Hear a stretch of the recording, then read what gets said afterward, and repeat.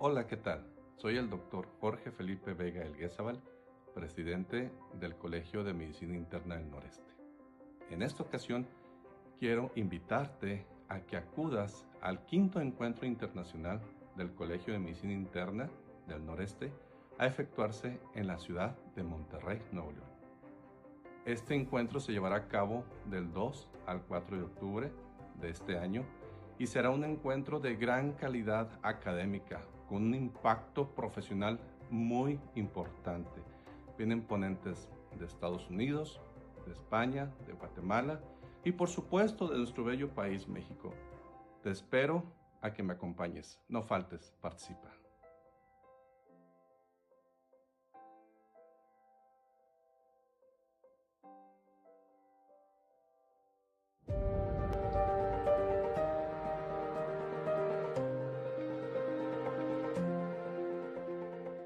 Buenas noches, estimados colegiados de la República Mexicana, del Colegio de Medicina Interna de México, y a todos aquellos internistas de Latinoamérica e Iberoamérica que se logran conectar con nosotros. Es un honor estar de nueva cuenta con ustedes. El día de hoy hablaremos sobre esta gran molécula que son los ISGLT2. El tema de nuestra sesión será pilar en la reducción del riesgo cardiovascular renal metabólico de estos ISGLT2. Sin duda, una gran herramienta al día de hoy para nuestros pacientes. Para ello, tendré el gusto de presentar al doctor Adolfo Chávez. El doctor es egresado del Hospital de Cardiología del Centro Médico Nacional Siglo XXI, maestro en Ciencias en Salud Internacional por la Universidad de Charité en Berlín, alta especialidad en insuficiencia cardíaca, alumno del posgrado de insuficiencia cardíaca de la Universidad de Zúrich, actual jefe de la clínica de insuficiencia cardíaca del Hospital Cardiología del Centro Médico Nacional Siglo XXI, miembro fundador del grupo de expertos en hipertensión arterial GRETA y de la Asociación Mexicana de Insuficiencia Cardíaca AMIC, actual presidente. Es presidente de la AMECardio y de la Alianza por un Corazón Saludable. Les agradezco mucho que se hayan conectado con nosotros y con mucho gusto les cedo la palabra al doctor Adolfo Chávez. Mi actividad como activista ya como lo fuerte, ¿no? Lo visible, pues empezó en el 2016. Pues enfrenté procesos, ¿no? De violencia, discriminación en los espacios de procuración de justicia. Y en ese sentido, pues me di cuenta que pues, no le importamos a la sociedad ni a las instituciones, ¿no? Entonces decidí alzar la voz para visibilizar tanto los transfeminicidios. Pues yo ya venía brindando acompañamiento sobre VIH a personas trabajadoras sexuales, donde pues dábamos un acompañamiento integral para poder tener adherencia al tratamiento. Mi nombre es Luisa Martínez Galdames, soy beneficiaria de la Casa Tiresias. Tengo apenas 10 meses estando aquí en esa organización. Siento orgullo de pertenecer a ella, ya que aquí se me han dado unas oportunidades como nadie más me los ha podido dar. Bueno, también tenemos un proyecto en la penitenciaría de Santa Marta donde estamos brindando una alfabetización jurídica, litigios para personas trans y personas que viven con VIH. También llevamos actividades culturales, artísticas, deportivas y de adicciones. Pues la intención de Casa de las Muñecas es abrir una sede en cada estado. Ahorita estamos trabajando ya en Veracruz, en Acapulco, en Nayarit, en Morelos, Estado de México y Ciudad de México, donde ya existe pues personas que se están formando como estructura para empezar a dar y brindar los acompañamientos y las atenciones que brindamos aquí mismo.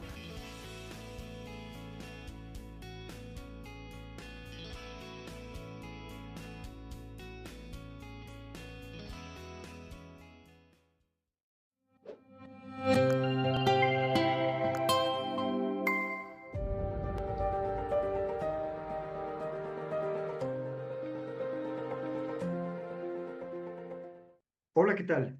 Muy buenas noches a todos. Soy el doctor Adolfo Chávez Mendoza. Muchísimas gracias por la invitación a participar en este foro tan importante. Y pues a mí me tocó un tema muy interesante que es hablar sobre los ISGLT2 o inhibidores del cotransportador sodio-glucosa tipo 2 para el pilar de la reducción de riesgo cardiorrenal y metabólico. Eh, vamos un poquito a hablar el tema de la esperanza de vida o la expectativa de vida, porque seguramente ya en las pláticas que me han precedido, han hablado mucho sobre el tema del riesgo cardiovascular, la mortalidad que hay efectivamente es fundamental para entender el por qué tenemos que buscar la mejor alternativa terapéutica para los pacientes. Vean ustedes cómo la expectativa o esperanza de vida con el paso de los años ha ido sin duda mejorando. No es los años 40 donde teníamos expectativas de vida de 50 años. Estamos ya llegando, vean ustedes, Japón, por ejemplo, en mujeres hasta 87,5 años en el 2023. Los hombres por arriba de los 81 años, que es algo súper importante que probablemente con el paso de los años nunca nos habíamos imaginado. Pero vean ustedes, comparativamente, México todavía está por abajo de los 80 años. Estamos en 79,5 años para mujeres, que no está mal, pero podría estar sin duda mucho mejor, sobre todo porque estamos buscando no solamente mejoría en expectativa de vida o en esperanza de vida, sino también mejoría en calidad de vida. Entonces, ¿cómo ha evolucionado o ha ido evolucionando el tratamiento de la diabetes, por ejemplo, en el mundo?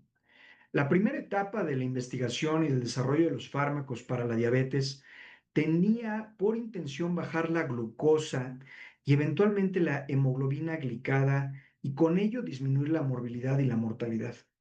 Esto fue un concepto muy claro durante muchos años. Teníamos que controlar la hemoglobina glucosilada para tratar de ver realmente una diferencia en el tratamiento. Sabíamos sobre todo con esto que a partir de un buen control podíamos disminuir estas complicaciones, cosa que no difiere todavía en este momento de la evolución del tratamiento de la diabetes, pero sí hay cierto cambio en el concepto. Sabemos que la diabetes per se asocia a incremento en la posibilidad de tener retinopatía diabética, de eventos vasculares cerebrales, de enfermedad cardiovascular, de nefropatía diabética y por supuesto también de neuropatía. Sin embargo, ahora lo tenemos que ver un poquito más allá. La investigación sobre los efectos extraglucémicos del control estricto de la glucosa va más allá de solamente bajar la hemoglobina glucosilada. Y efectivamente tiene que ver con que hemos visto que ha habido una mejoría en la evolución de la enfermedad microvascular. Por supuesto, también de los eventos cardiovasculares, que también, de acuerdo a diferentes estudios, basarnos solamente en hemoglobina glicada o bajar la glucosa no necesariamente impacta en estos desenlaces. Sí teníamos o tenemos que buscar mejoría en estos desenlaces, no solamente a partir de la reducción de la hemoglobina glucosilada o de la glucosa, tenemos que buscar también reducción en mortalidad y reducción en otros aspectos. Entonces, sí, el control glucémico estricto es efectivo para reducir las complicaciones micro y macrovasculares, pero también puede aumentar la mortalidad en pacientes vulnerables, sobre todo porque también hay gente que tiene esa predisposición al cambio, al daño, no solamente del músculo cardíaco, sino también el músculo endotelial.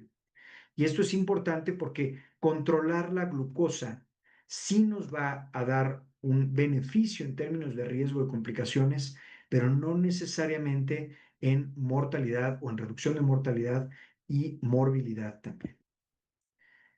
Por lo tanto, ¿cuál fue o ha sido la segunda etapa en la evolución del tratamiento de la diabetes? Y sabemos que esta disminución de hemoglobina glicada sin duda es importante para disminuir morbilidad y mortalidad, pero no es suficiente. ¿Qué otra cosa tenemos que hacer? No solo es bajar la glucosa por bajarla. Sabemos también de estudios muy importantes, por ejemplo, ustedes recordarán muy bien el estudio ACORD, como cuando se disminuyó demasiado la glucosa, incluso por debajo de cifras recomendables de 6 de hemoglobina glicada, incrementable incluso morbi y mortalidad. Por lo tanto, no es disminuir hemoglobina glicada o glucosa solamente por disminuirla, sino qué otra cosa se puede ofrecer además de la disminución de hemoglobina glucosilada. Y el control o la meta de control tiene que estar relacionada directamente a estos cambios. Entonces, la diabetes mellitus sin duda tiene que controlarse y se tiene que objetivizar con una medición como la hemoglobina glucosilada. Pero al mismo tiempo también tenemos que ponderar qué tratamiento le voy a dar que realmente ofrezca no solamente reducción de glucosa, sino también un beneficio. Y esto es importante porque ustedes recordarán, y ahorita vamos para allá, que hay mucha evidencia de tratamientos que incrementan inclusive mortalidad a partir del uso de estos fármacos, a pesar de que se disminuya la hemoglobina glucosilada. Por lo tanto, actualmente, ¿cuál es el nivel deseable de hemoglobina glucosilada en pacientes con diabetes? Y bueno, aquel paciente que tiene diabetes, lo ideal en todos los pacientes, o prácticamente entonces, que tengamos una hemoglobina glicada menor de 7%. Pero aquellos que se pueden beneficiar de un poquito más abajo son aquellos que tienen una alta expectativa de vida, que no tienen complicaciones macrovasculares y que podríamos buscar una reducción por abajo de 6.5, con un nivel de evidencia poquito menor, pero que efectivamente con el paso del tiempo se ha visto que también es mucho menor el grupo de personas que se pueden beneficiar de este porcentaje de reducción de hemoglobina glicada. Es cierto que aquella persona que tiene una expectativa de vida pues limitada, que tiene complicaciones macrovasculares, que hace hipoglicemias importantes, que tienen cierta fragilidad, la hemoglobina glucosilada podría verse incluso un poquito más laxa y tendríamos que buscar una reducción menos importante. Y esto va muy de la mano con a veces el tipo de tratamientos y los miedos que podemos nosotros como médicos tener para tratar este grupo de pacientes. Claramente, llevar a un paciente por abajo de 7% de hemoglobina glucosilada nos incrementa riesgos de hipoglicemias en algunos grupos de pacientes y eso ha llevado a tener cierta precaución en el uso de algunos fármacos para tratar de evitar estas hipoglicemias.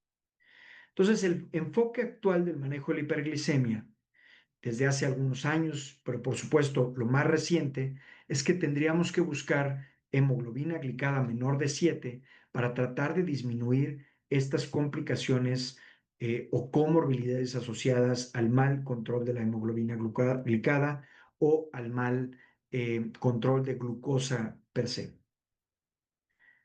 Entonces, en la evolución del tratamiento de la diabetes, las causas principales de mortalidad en los pacientes con diabetes siempre tendríamos que buscar reducirlas. Y reducirlas no solamente es a partir de un control de la glucosa o de hemoglobina glicada, perdón, y de la glucosa sérica, efectivamente, y que está claramente establecido que esta reducción de riesgo mejora en la medida que tengamos hemoglobina glicada mejor, es decir, con mejor control, tenemos mejor o menor muertes, enfermedad cardiovascular, mejor mortalidad por eventos vasculares cerebrales y otras alteraciones o otras complicaciones. Sin embargo, la relevancia de la diabetes está desde el diagnóstico, desde el inicio del tratamiento y desde el cuidar todos estos pasos que podemos evitar a partir del uso de un tratamiento eficaz, pero también que reduzca complicaciones. Entonces, sin duda, tenemos que demostrar tanto alteraciones del control de los carbohidratos, es decir, resistencia a la insulina, pero también cuando se tiene ya diabetes, tenemos que iniciar el tratamiento lo más tempranamente posible, pero con el tratamiento que para ello están las guías bien indicándolo. Entonces, ¿qué dice la evidencia y cuál es la asociación entre la diabetes y los diferentes tipos de complicaciones? La diabetes está directamente relacionada con enfermedad arterial periférica, con insuficiencia cardíaca, con cardiopatía isquémica, por supuesto con enfermedad vascular cerebral y con muchas otras complicaciones, incluyendo también enfermedad renal y obviamente todas las que ustedes conocen. Por lo tanto, y esto es algo que desde hace mucho tiempo está bien publicado, todos estos pacientes, teniendo una complicación de ellas, son de riesgo alto. Un paciente que tiene diabetes de más de 10 años tiene riesgo alto aún sin tener ninguna otra comorbilidad asociada. Simplemente porque sabemos el riesgo que existe de tener diabetes y la asociación que se tiene con todas estas complicaciones de no ser atendidas a tiempo. Entonces, vean ustedes cuál es la proporción de riesgo que se tiene con el tipo de diabetes y con el tiempo de la diabetes. Enfermedad arterial periférica muy subestimada y la insuficiencia cardíaca sumamente subestimada en el grupo de pacientes diabéticos en forma crónica. No solamente es por cardiopatía isquémica, porque lo primero que nos viene a la cabeza es claramente desarrollan cardiopatía isquémica y por lo tanto desarrollan insuficiencia cardíaca, pero la diabetes produce insuficiencia cardíaca aún sin tener aterosclerosis o cardiopatía isquémica demostrable. La diabetes se asocia con una incidencia cada vez más elevada de riesgo de insuficiencia cardíaca y de hospitalizaciones por la misma causa. Entonces, en la medida que tengamos más tiempo de diabetes, y, y aquí sí es independientemente de la edad, hay mayor riesgo de tener insuficiencia cardíaca. Y el riesgo de hospitalización por la misma diabetes debido a insuficiencia cardíaca también se va viendo con el paso del tiempo. La insuficiencia cardíaca es una de las primeras manifestaciones de la enfermedad cardiovascular asociada a diabetes.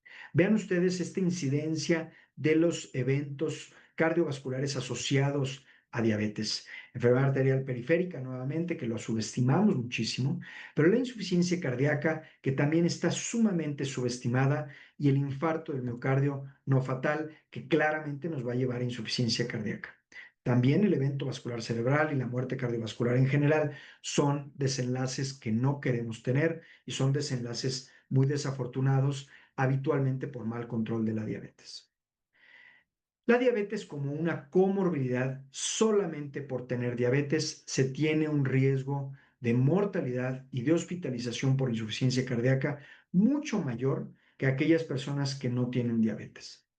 Vean ustedes en estas dos gráficas, en estas dos curvas de Kaplan y Meier, cómo efectivamente se ve esa separación de las curvas, por supuesto, con el paso de los años, pero a partir de la exposición a este factor de riesgo. Independientemente de la fracción de expulsión, tenemos mayor mortalidad simplemente por ser diabéticos.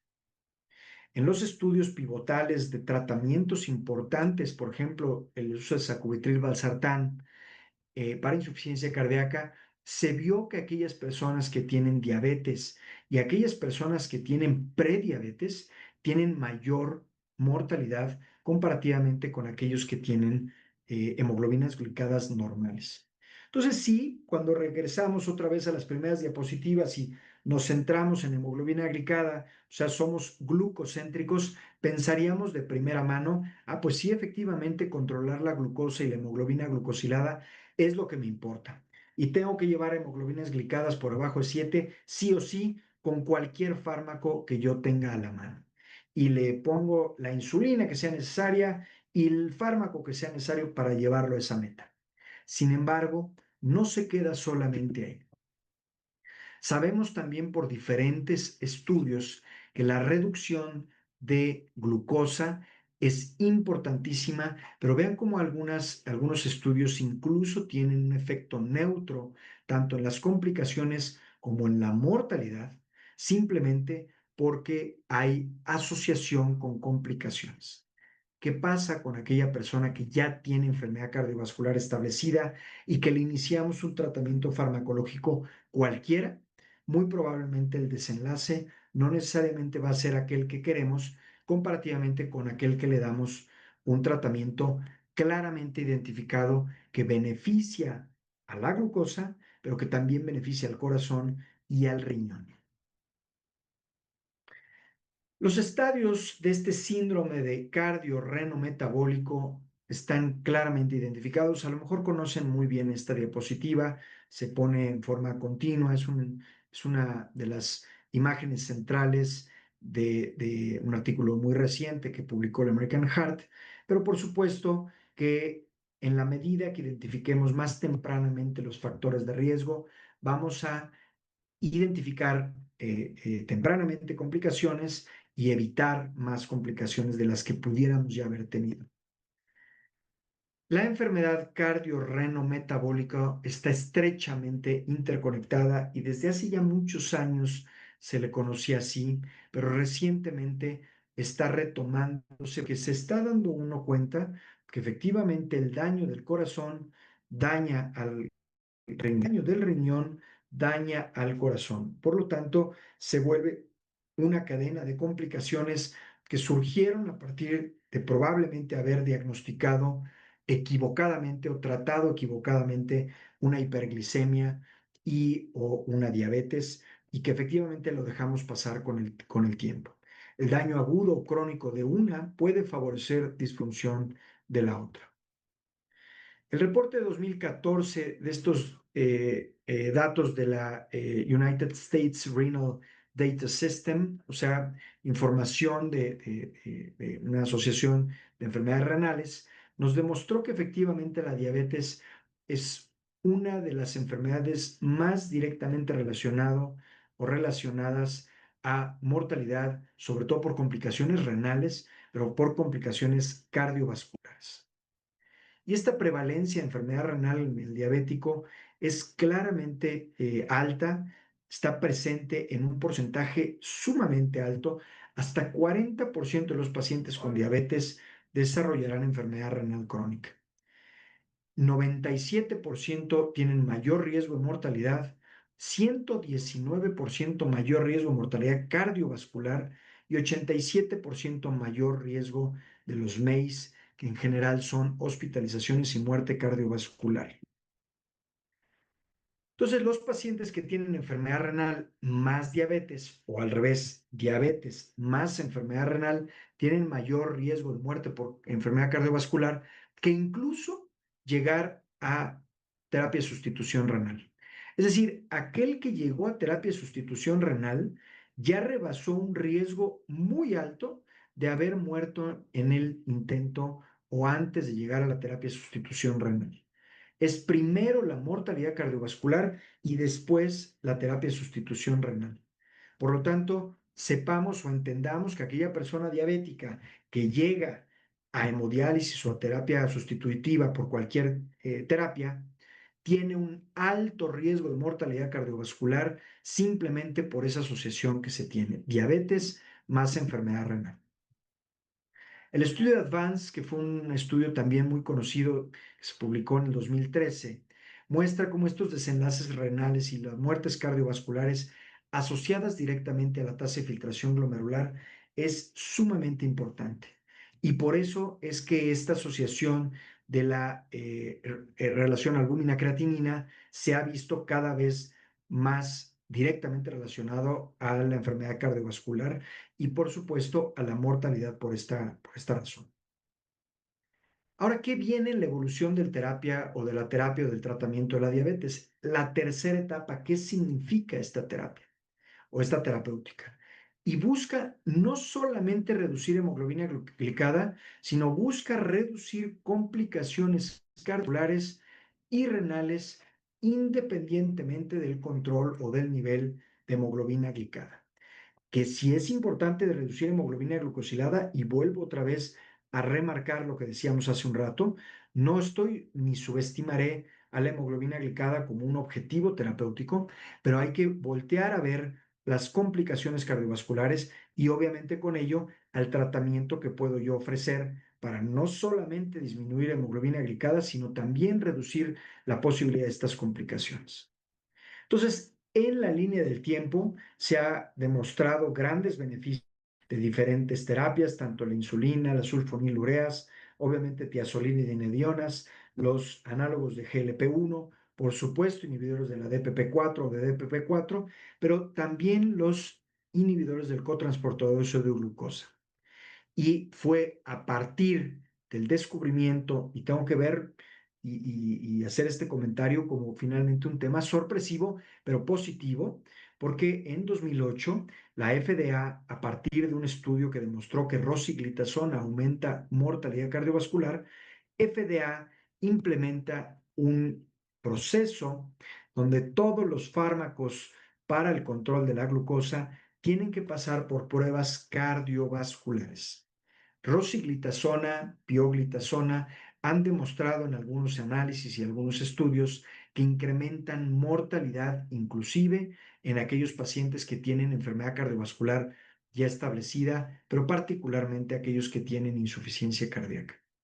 Por ejemplo, en el 2013 salió el estudio SABRE-TIMI 53, donde se demostró que había más hospitalización por insuficiencia cardíaca, también con el uso de saxagliptina.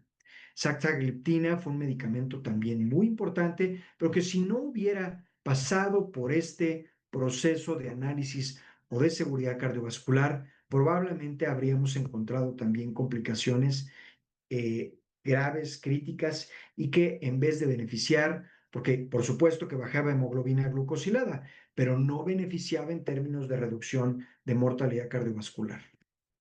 Esto es importante decirlo porque efectivamente a partir de este hallazgo o de estos hallazgos se empiezan a proponer estudios para fármacos y por lo tanto el primero de ellos que fue EMPA-REG, que fue un estudio para analizar seguridad cardiovascular de empagliflozina, demostró grandes beneficios en términos de reducción de mortalidad por diabetes y reducción de hemoglobina glicada, pero también en su objetivo analítico se vio que había también reducción de hospitalizaciones por insuficiencia cardíaca y mortalidad por insuficiencia cardíaca. Lo mismo demostró también el programa Canvas y por supuesto el DECLARE-TIMI 58 y también lo hizo el estudio Credence y DAPA-HF después en su seguimiento en el paciente inclusive no diabético. El estudio Canvas particularmente, y ahorita vamos para allá, fue un estudio muy importante que demostró estos beneficios en pacientes incluso más graves. Entonces, la eficacia y seguridad de los inhibidores del cotransportador de sodio glucosa tipo 2 en pacientes con diabetes está claramente establecido. Sabemos que reduce hemoglobina glucosilada, algunos ISGLT2 más que otros, particularmente, por ejemplo, canagliflozina logra inhibir también el cotransportador de sodio glucosa tipo 1, que si no en una gran cantidad, pero logra disminuir también esa expresión y por lo tanto la glucosuria es más importante y por lo tanto la reducción de hemoglobina glicada es mejor, pero no necesariamente es el único fármaco que tiene este efecto. Pero sí en México, el único que tiene esta posibilidad de reducir o inhibir al cotransportador sodio glucosa tipo 1 es canagliflozina. El otro ejemplo que ponía es sotagliflozina, que no lo tenemos necesariamente en México. Entonces vean ustedes cómo en términos de reducción de hemoglobina glicada, sin duda el uso de ISGLT2 es importante, sí reduce hemoglobina glicada, pero cuando nosotros buscamos otros beneficios asociados, se ha visto que también hay reducción de peso y se ha visto que también reduce presión arterial. Por lo tanto, cuando volteamos a ver a las comorbilidades asociadas a la diabetes y a las pacientes que tienen enfermedad cardiovascular, claramente nos damos cuenta que tienen asociado también en muchos casos hipertensión arterial, dislipidemia y eventualmente insuficiencia cardíaca. Entonces, si nos logra reducir peso, nos logra reducir presión arterial, nos logra reducir la progresión en la enfermedad renal y obviamente hemoglobina glucosilada, pues sin duda ese es uno de los fármacos a los que tenemos que voltear a ver. Los efectos fisiológicos principales de la inhibición del cotransportador sodio glucosa tipo 2, pues en algunos estudios ya se están aclarando algunos beneficios importantes, pero todavía sigue siendo, eh, si no un misterio, todavía sigue habiendo muchas preguntas que responder. Sin duda reduce glucosa, por lo tanto, por supuesto que mejora los procesos metabólicos celulares, pero también disminuye esta glucotoxicidad, disminuye, por supuesto, digamos, el efecto también de la sobrecarga de presión en los glomérulos y obviamente eso también mejora la función renal. En cuanto al corazón, mejora el metabolismo de las mitocondrias y obviamente a partir de un incremento en el metabolismo, de un incremento en este mecanismo que incrementa la fuerza de contracción, pues podemos nosotros mejorar también al paciente que tiene insuficiencia cardíaca. Es decir, hay muchos mecanismos que se están todavía estudiando. Esta gasolina que le inyectamos al miocardiocito a partir del uso de estos fármacos se ha hecho evidente y a partir de estos estudios se han logrado posicionar estos fármacos como primera alternativa para el tratamiento del paciente que tiene enfermedad cardiovascular establecida, pero sobre todo en aquellas personas que tienen insuficiencia cardíaca o insuficiencia renal como tratamiento preferente o preferible, y efectivamente el inhibidor del cotransportador de sodio glucosa tipo 2 o ISGLT2 son la alternativa terapéutica inicial o preferente. También los análogos de GLP-1 tienen beneficios comprobados para reducir enfermedad cardiovascular. Sin embargo, en términos también a veces de administración, el inhibidor del cotransportador de sodio glucosa tipo 2 o ISGLT2 resulta a veces incluso hasta más práctico. Pero estos mismos pueden, o estos dos pueden asociarse y todavía dar un mayor beneficio. ¿Qué pasa cuando ya se tiene enfermedad cardiovascular establecida o enfermedad renal establecida? Tanto los ISGLT2 como los GLP-1 tienen buena indicación, no necesariamente así algún otro grupo terapéutico, pero sí sería importante lograr la reducción de hemoglobina glicada, pero también lograr la reducción de mortalidad por todos los mecanismos que las comorbilidades pueden fomentar.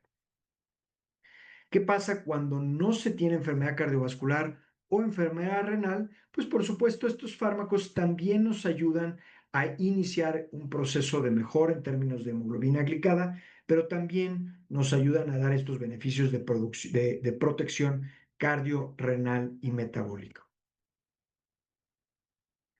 En aquel que no tiene también y el costo es un problema, todavía existe la opción o la sugerencia de algunos otros fármacos, pero sin duda las mejores alternativas actualmente van a ser tanto los ISGLT2 como los análogos, inhibidores de GLP-1.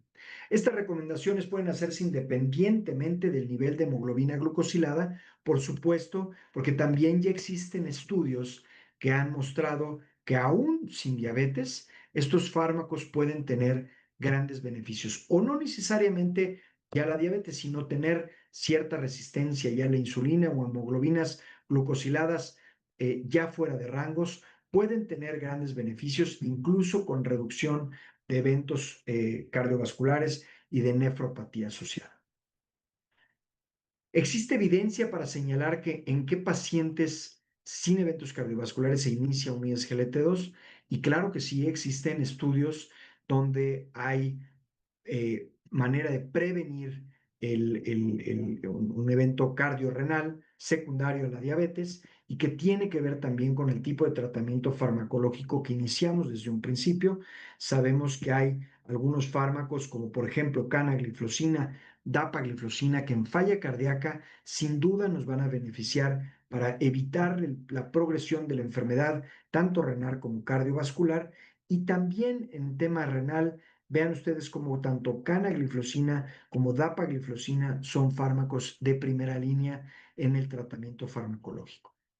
En la actualización de los reportes de consenso de la ADA, volvemos nuevamente a hacer evidente que independiente de la hemoglobina glucosilada, tenemos que iniciar tratamiento farmacológico tanto con un ISGLT2 como un antagonista o análogo de GLP-1, como los fármacos de primera línea de tratamiento.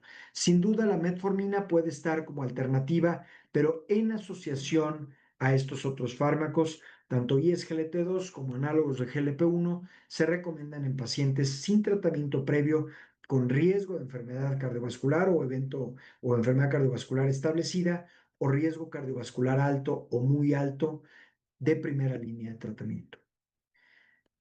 Entonces, ¿qué vamos a hacer cuando no logramos esa hemoglobina glicada o esa meta de hemoglobina glicada? Y ahí es donde podemos asociar metformina también como una alternativa terapéutica. ¿Por qué no la metformina como primera línea terapéutica actualmente? Porque los estudios no han demostrado tan contundentemente como los ISGLT2 que la metformina reduzca riesgo de muerte cardiovascular, pero menos de enfermedad renal asociada. Por lo tanto, en los subanálisis de estos estudios de los ISGLT2, por ejemplo, del EMPA-REG, hemos visto cómo hay grandes beneficios, no solamente en términos de reducción de hemoglobina glucosilada, sino también de muerte cardiovascular y de enfermedad renal. Estos subanálisis nos mostraron grandes beneficios que favorecen obviamente al uso de empagliflozina, particularmente en este subanálisis, pero que como grupo terapéutico sin duda hemos hecho evidente con el paso del tiempo. Vean ustedes cómo estas gráficas comparativas nos muestran cómo Canvas y Empareg y Credence fueron los que mejor redujeron tanto la hemoglobina glucosilada como los eventos cardiovasculares y hospitalizaciones por insuficiencia cardíaca. Entonces, sin duda, los ISGLT2 son fundamentales en el tratamiento de la diabetes, pero sobre todo para evitar las complicaciones terapéuticas y de la misma hemoglobina glucosilada en los pacientes que estamos buscando reducir esta comorbilidades, tanto enfermedad renal como diabetes, como insuficiencia cardíaca o cardiopatía estructural. Es decir, los ISGLT2 son aquellos que han mostrado beneficios cardiovasculares sin incrementar riesgo de hipoglicemias o de complicaciones por el uso de estos mismos fármacos. Entonces, vean ustedes cómo estos fármacos con el paso del tiempo han mostrado en cada ocasión y en cada estudio mejoría significativa en los desenlaces clínicos y cardiovasculares. Entonces, en conjunto, todos estos fármacos, cuando se hace el análisis, tienen grandes beneficios. Pero ahora, si lo vemos específicamente en términos de reducción de hemoglobina glucosilada, ahí es donde podríamos tener unas diferencias importantes. Los ISGLT2 es importante que se recuerde que se desarrollaron inicialmente para el control glicémico, pero desde entonces demostraron efectos que van más allá de esta glucocentricidad o de control de la glucosa. Los datos de diferentes metaanálisis de estudios de desenlaces cardiovasculares muestran que estos medicamentos ofrecen beneficios cardiovasculares y renales en forma significativa. Por lo tanto, actualmente el tratamiento farmacológico está indicado de primera línea el uso de ISGLT2 y después considerar los demás fármacos. Ahora, ¿qué pasa con las guías CADIGO? El algoritmo de tratamiento glucémico para pacientes con diabetes y enfermedad renal crónica también va muy de la mano. Saben ustedes que aquel paciente que tiene pérdida de peso, que tiene actividad física y nutrición, le podría ir a lo mejor, porque disminuimos niveles de hemoglobina glucosilada, pero si aparte le agregamos el uso de inhibidores del cotransportador de sodio glucosa tipo 2, podemos también beneficiar al riñón mismo porque evitamos la progresión de la caída de la tasa de filtración glomerular. Pero ¿qué hay en relación directamente a canagliflozina? Los estudios Canvas y estudio Credence evalúan este efecto de canagliflozina sobre riñón y sobre corazón, más allá de solamente la reducción de hemoglobina glucosilada. Entonces, este estudio, por ejemplo, este es un estudio que mostró que hay un beneficio importante y consistente cardiorrenal con el uso de canagliflozina en el paciente diabético y que efectivamente nos hace pensar que no habría otra alternativa para tratar a los pacientes con enfermedad cardiovascular y renal que los ISGLT2. En Credence, por ejemplo, los desenlaces renales fueron un objetivo primario. Sabemos que el objetivo era evaluar, por supuesto, la respuesta de la glucosa y de la hemoglobina glicada, pero también se vio que la enfermedad renal terminal, sobre todo en términos de duplicidad de creatinina y muerte renal, se vio beneficiado aquel grupo de pacientes que tomaban canagliflozina comparativamente con aquellos que no. Entonces vean en el Credence cómo se tomaron en consideración aquellos que tenían no solamente tasa de filtración glomerular deteriorada, sino también aquellos que tenían esta relación albúmina-creatinina importante por arriba de 300 y por lo tanto el riesgo cardiovascular y cardiorrenal era alto. Vean cómo efectivamente era un grupo muy diferente a los otros estudiados tanto con dapagliflozina como con empagliflozina. El estudio Credence estudió una población con un mayor riesgo relativo de complicaciones comparativamente con otros ISGLT2. Y a pesar de eso, vean ustedes cómo los que mejor beneficio tuvieron fueron aquellos que tenían esta tasa de filtración glomerular entre 45 y 60 mililitros. Pero también tuvieron beneficios aquellos que tuvieron entre 30 y 45. En aquel que tiene de 60 a 90, es decir, una tasa de filtración glomerular normal, pues no se vio un gran beneficio porque realmente el análisis no hizo evidente una mejoría en la tasa de filtración glomerular. Pero bueno, si lo consideramos o consideramos a la relación albúmina-creatinina, vean también cómo mientras más deteriorada, mejor el beneficio. Entonces, en términos de reducción de riesgo relativo por el hazard ratio, se vio que hubo una prevención, en la prevención secundaria, una reducción de riesgo del 30% y en prevención primaria del 31%. Entonces, el resultado primario, sobre todo, mostró que hay beneficios independientes de los subgrupos por demografía y por asociación de factores de riesgo. Vean cómo prácticamente en todos los subgrupos, tanto por índice de masa corporal, como por hemoglobina glicada, como por si eran hombre o mujer, si tenían más de 65 o no, tenía un beneficio el uso de canagliflozina comparativamente con placebo. Por lo tanto, podemos decir que después del estudio Credence, que se incluyeron pacientes con tasas de filtración muy bajito, podemos darnos cuenta que estos estudios hacen evidente que el uso de estos fármacos son benéficos en aquel paciente diabético, pero que también tiene enfermedad cardiovascular y también renal. Entonces, el efecto de canagliflozina en pacientes con tasa de filtración menor de 30, vean ustedes cómo se mantuvo o se recuperó incluso un poquito esa tasa de filtración glomerular en el grupo de pacientes que tomaban canagliflozina. Eso esta línea verdecita que probablemente ustedes ven ahí. Hubo un 43% de reducción en la posibilidad de desarrollar deterioro de la tasa de filtración glomerular con el uso de canagliflozina. En conclusión, este análisis post-hoc sugirió que canagliflozina retrasó la progresión del daño renal sin incrementar eventos de falla renal aguda o crónica en su momento, sobre todo por efectos adversos en pacientes que tenían tasas de filtración menor de 30 mililitros mínimo.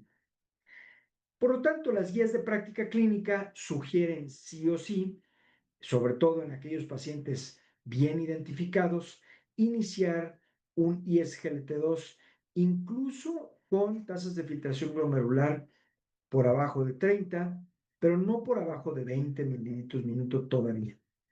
Ya veremos cómo nos va con el paso del tiempo. Hay estudios que están corriendo también en ese grupo, pero por lo pronto, en todo aquel que tenga tasa de filtración por arriba de 20 mililitros minuto y que tenga insuficiencia cardíaca, incluso cardiopatía isquémica, etcétera, podríamos nosotros ya iniciar tratamiento farmacológico con canagliflozina.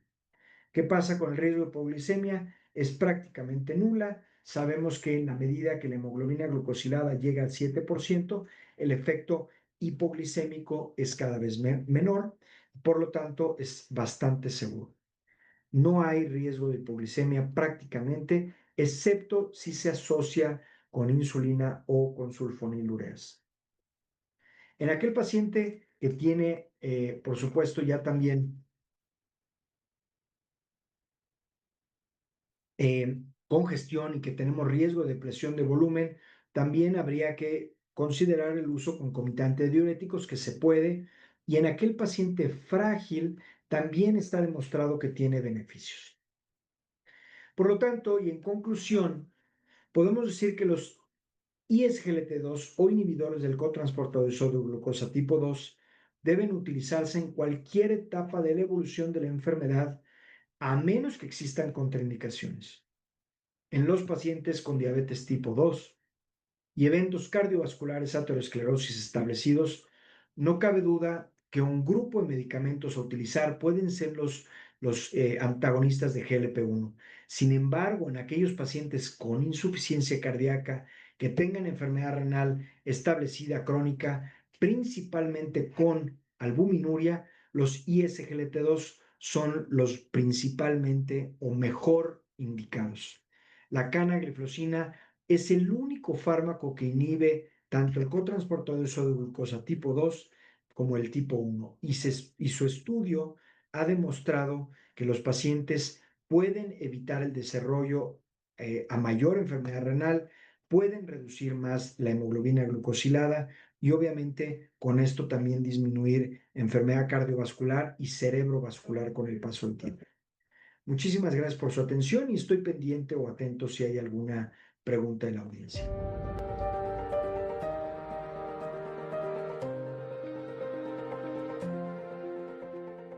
Buenas noches. A nombre del doctor Carlos Reyes y una servidora, les damos la bienvenida a los colegas que nos acompañan, tanto en México como más allá de nuestras fronteras, a esta sesión para la cual contamos con la experiencia de un experto como lo es el doctor Adolfo Chávez Mendoza. Es un tema prioritario, el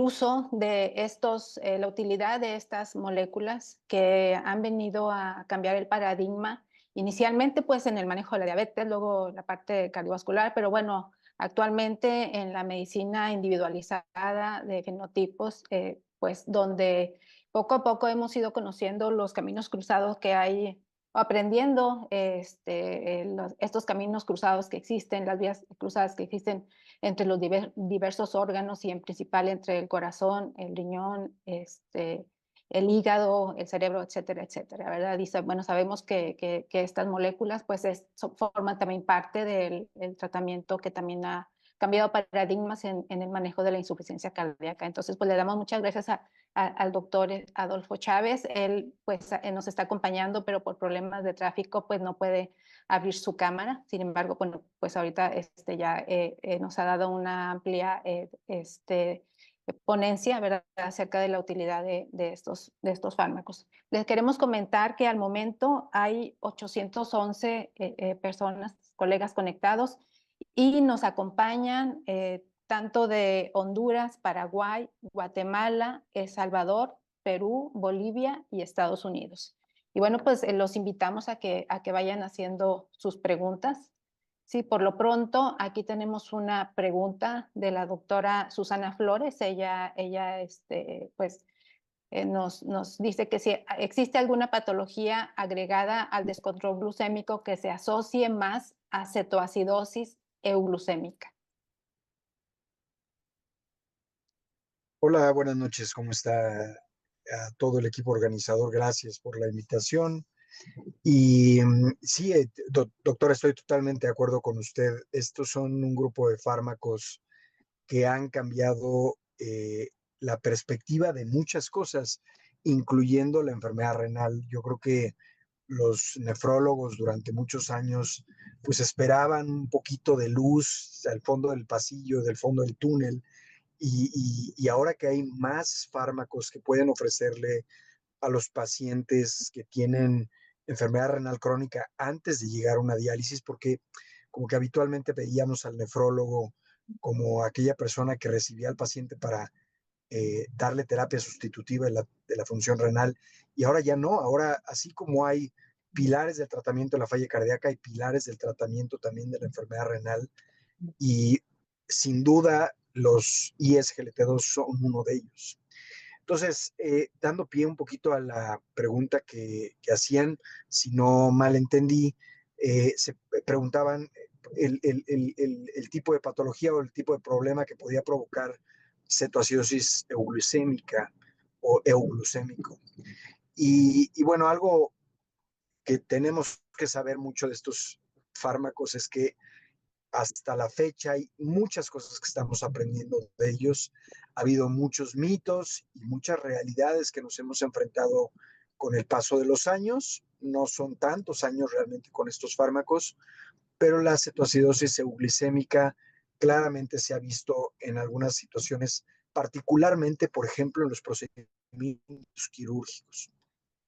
No sabemos muy bien realmente el por qué se da este problema, por lo menos no, no lo sé, no sé por qué se da, pero es cierto que son problemas que con el paso también del tiempo, al haberse identificado, se hacen sugerencias particulares para evitar este fenómeno. Incluso a lo mejor recordaremos que durante la época de COVID se sugería quitar estos fármacos porque eran fármacos que pues sugerían esta posibilidad de cetoacidosis glucémica, que en realidad después se descartó y se vio que no es cierto, que no provocaban problema particularmente durante el COVID. Pero bueno, son situaciones que se están encontrando y que hay que tener ciertas precauciones. La única situación o eventual situación donde hay que tener mucho cuidado es ante la posibilidad de una cirugía. Y exactamente como usted lo dice, doctor Adolfo, claro que con el advenimiento de nuevos fármacos y el irlo teniendo la experiencia, bueno, pues se van presentando nuevos escenarios y en lo particular a mí me ha tocado en terapia intensiva, pues tener casos de pacientes que están con estos inhibidores y que han desarrollado cetoacidosis glucémica. Aquí lo importante es que nos familiaricemos y conozcamos, ¿verdad? O sea, cuáles los criterios diagnósticos que difieren un poco en cuanto a los niveles de glucosa de la cetoacidosis diabética para darle el manejo adecuado. Así es, totalmente. Y a veces hay que estar alerta, por supuesto, por esta posibilidad, pero no quiere decir que sea un fármaco que tengamos que evitar por esta posibilidad, que realmente son situaciones poco habituales. Lo mismo ha pasado con la identificación de algunos pacientes durante el estudio, por ejemplo, Canvas, que presentaron fracturas, que después con el paso del tiempo se vio que en realidad no necesariamente se presentaron en Canvas R, por ejemplo, ni en Credence. O sea, ya no había necesariamente estos eventos de fracturas, ni tampoco estos eventos que fueron muy pocos, pero también hubo algunos gangrenas de Fournier que se les quiso un poquito asociar al uso de estos fármacos. Es cierto que, y lo que hemos visto con más frecuencia, es un poquito las infecciones de vías urinarias, pero sobre todo asociadas a micosis, y que la verdad es que han sido, por lo menos en la experiencia que tenemos, no necesariamente graves, que tengan que suspenderse y que dar tratamientos intensivos para un proceso infeccioso grave. Entonces, yo creo que son fármacos en general bastante seguros.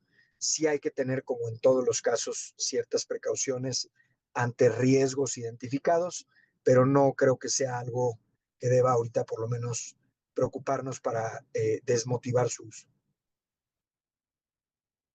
Por aquí tenemos otra pregunta de el doctor Miguel Malváez. Él nos pregunta, ¿qué opinión tiene con el uso de dapaglifosina cuando existe enfermedad vascular periférica?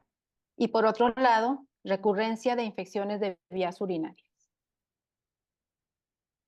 Sí, es lo que decíamos ahorita de las infecciones de vías urinarias.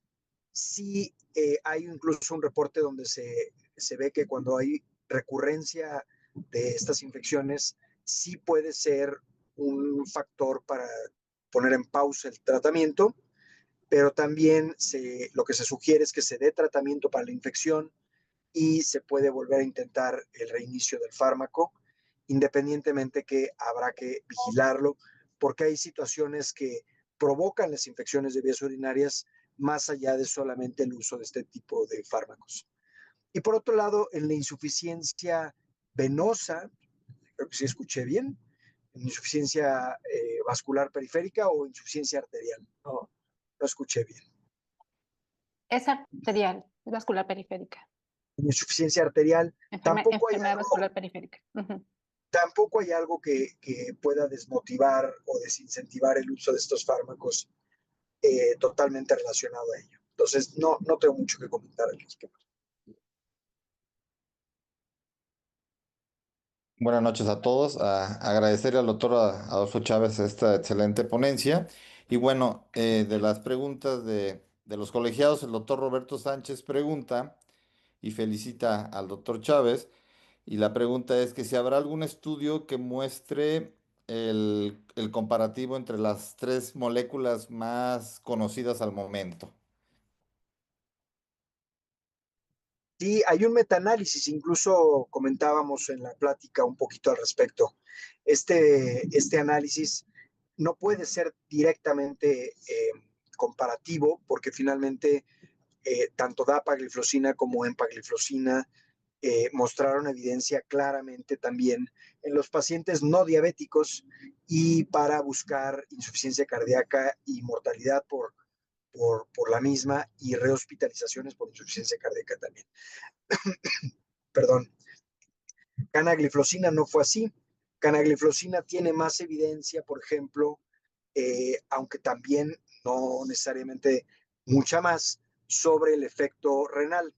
Lo cierto es que, por ejemplo, al ser un fármaco canagliflozina con un efecto también en el cotransportador de sodio glucosa tipo 1, ha mostrado que tiene una reducción de la hemoglobina glicada todavía más potente que los otros dos. Entonces, ambos o los tres tienen beneficios y habrá que individualizar, por supuesto, el caso. Es mucho más evidente la reducción de glucosa con canagliflozina que con DAPA y con EMPA, pero la evidencia en falla cardíaca particularmente es mucho más robusta con dapagliflozina y con empagliflozina. Entonces, en el análisis que se hizo, justamente lo que se comenta es que los tres son fármacos que han disminuido la progresión de la enfermedad cardiovascular, pero también el deterioro de la tasa de filtración glomerular, los tres lo han demostrado con contundencia. La diferencia es que canagliflozina escogió pacientes con una tasa de filtración glomerular, si no tan baja, pero sí considerando la relación albúmina-creatinina ya con importante deterioro. Entonces, esto no necesariamente lo consideró igual DAPA-CKD ni EMPA-KIDNEY, que EMPA-KIDNEY y DAPA-CKD se basaron más en la tasa de filtración glomerular únicamente.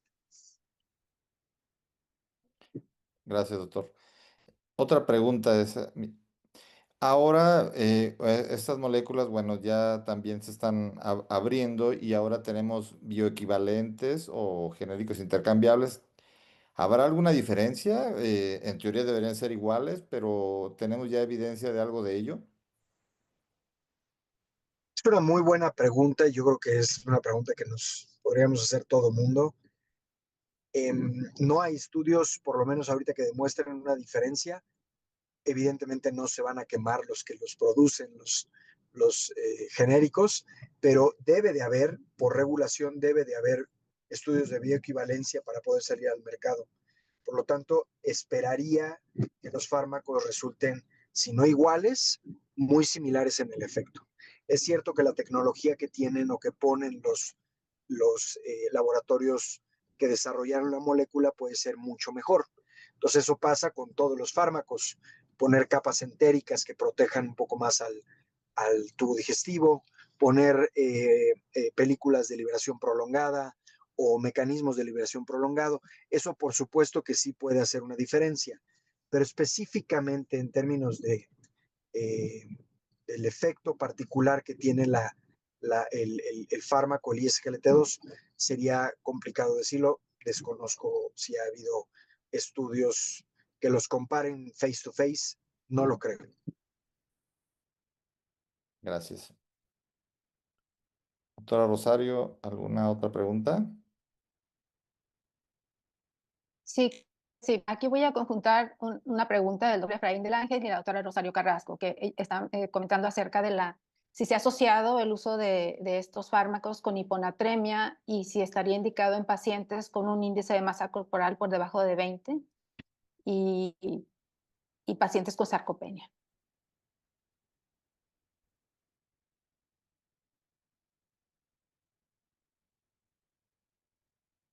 Disculpe, se cortó un poquitito la comunicación. Escuché sarcopenia, pero no escuché lo otro, perdón.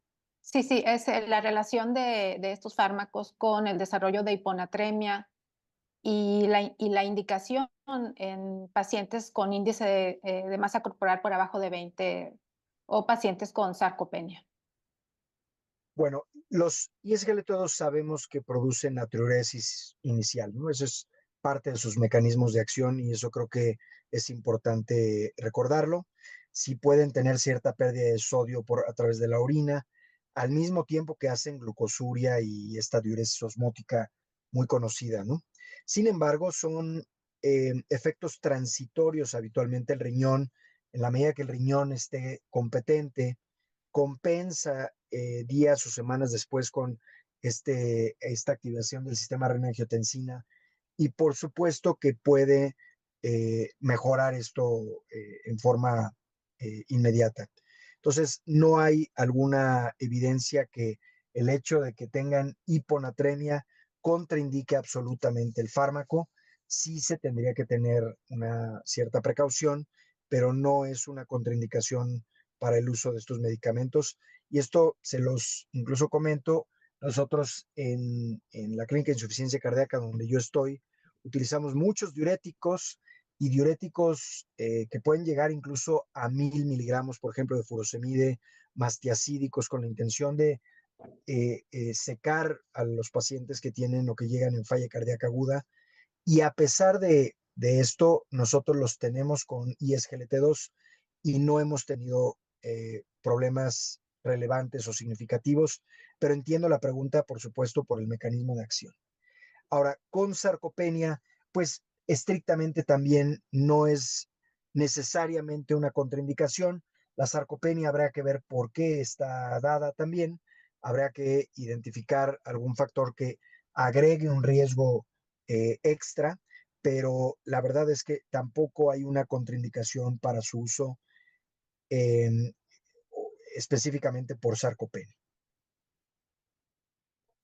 Muchas gracias, doctor. El doctor José Manuel Flores le manda una felicitación y nos pregunta cuál es su opinión acerca de la canaglificación,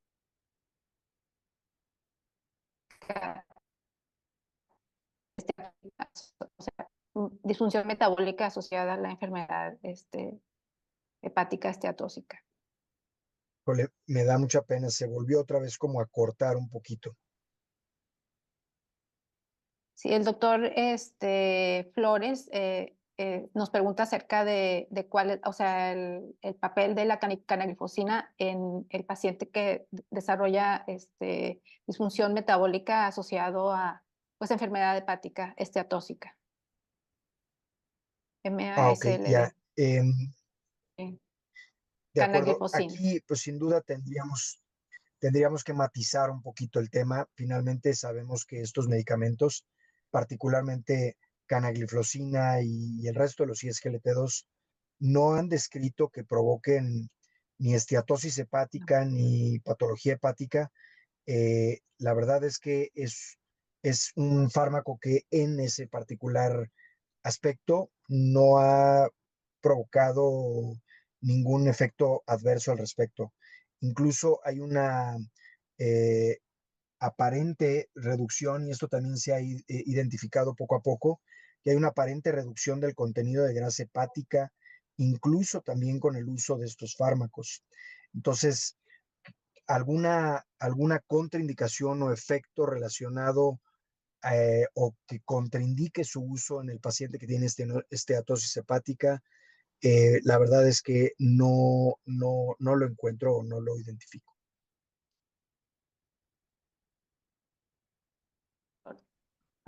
Por aquí el doctor Carlos Joel Arieta nos pregunta, lo felicita y nos pregunta, ¿cuál sería su fármaco de elección en un paciente masculino de 30 años con recién diagnóstico de diabetes mellitus tipo 2, sin carga genética para diabetes, sin antecedentes familiares de cardiopatías y enfermedad renal?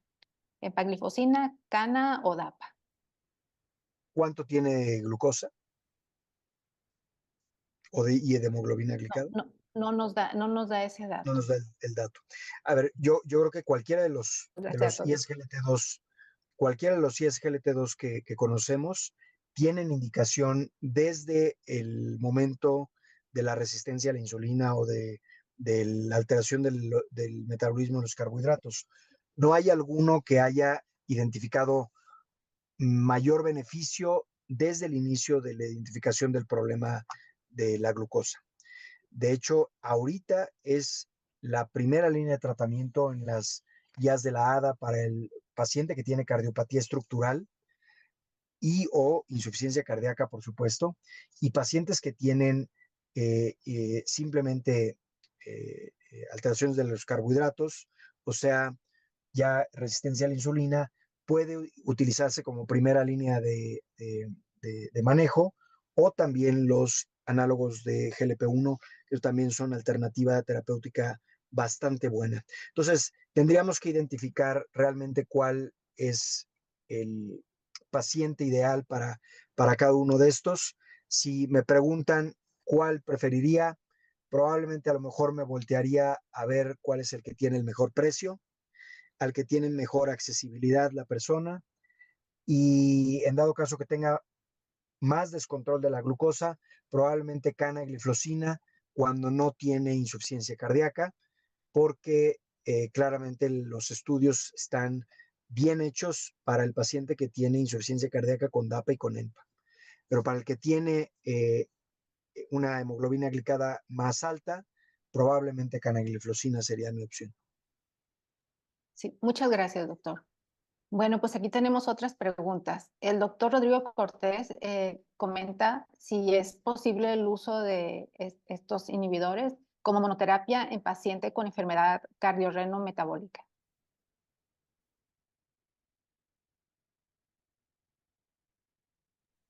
Por supuesto que son una de las primeras opciones para el tratamiento del paciente con enfermedad cardiorreno-metabólica.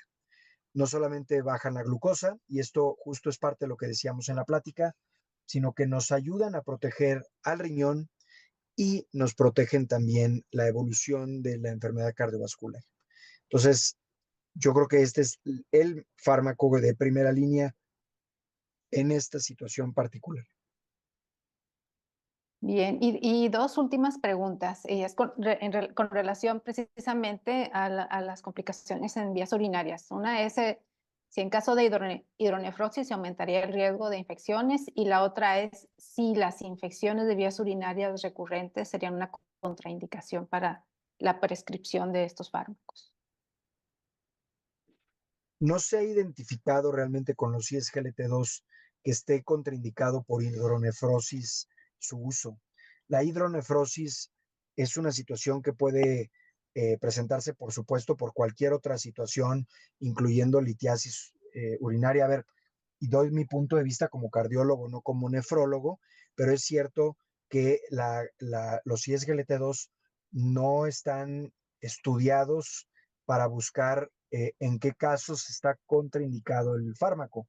Está, obviamente, pues yo creo que en este momento, a lo mejor identificándose casos muy particulares, como un paciente, por ejemplo, que puede tener hidronefrosis, y ahí habría que identificar alguna otra situación que pueda contraindicar el fármaco, no necesariamente la hidronefrosis.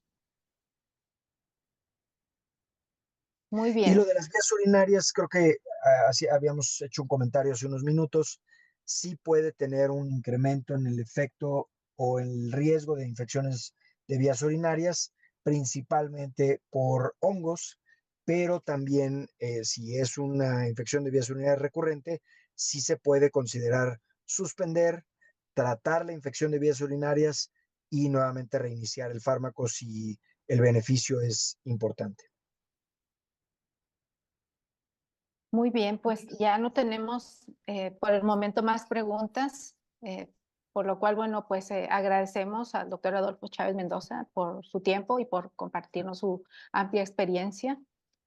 Y les recordamos que ya faltan pocas semanas para nuestro Congreso Nacional en la ciudad de León, del 19 al 22 de noviembre. También los invitamos a enviar los trabajos libres. La convocatoria para recepción se inició ahora el 1 de septiembre. La fecha límite sin prórroga va a ser el 3 de octubre. y el día 13 de octubre se notificará aquellos trabajos que sean aceptados. De igual forma, pues también los invitamos a seguir apoyando a las donatarias. En este caso, pues ustedes vieron al inicio el video de la donataria del mes. Es una actividad de acción social, pues que el Colegio de Medicina Interna de México lo está realizando y es uno de los pocos colegios en México que desarrolla este tipo de actividades muy necesarias. Y bueno, pues el doctor Adolfo Chávez ha recibido pues numerosas felicitaciones de parte de pues, los asistentes, ¿verdad? Entonces, pues yo creo que esto sería todo. Les damos las gracias y pues nos vemos el próximo miércoles. Muchas gracias por la invitación y de verdad gracias por estos temas tan interesantes. Y yo creo que también estaré por ahí en León y a lo mejor los puedo eventualmente saludar. Muchísimas gracias.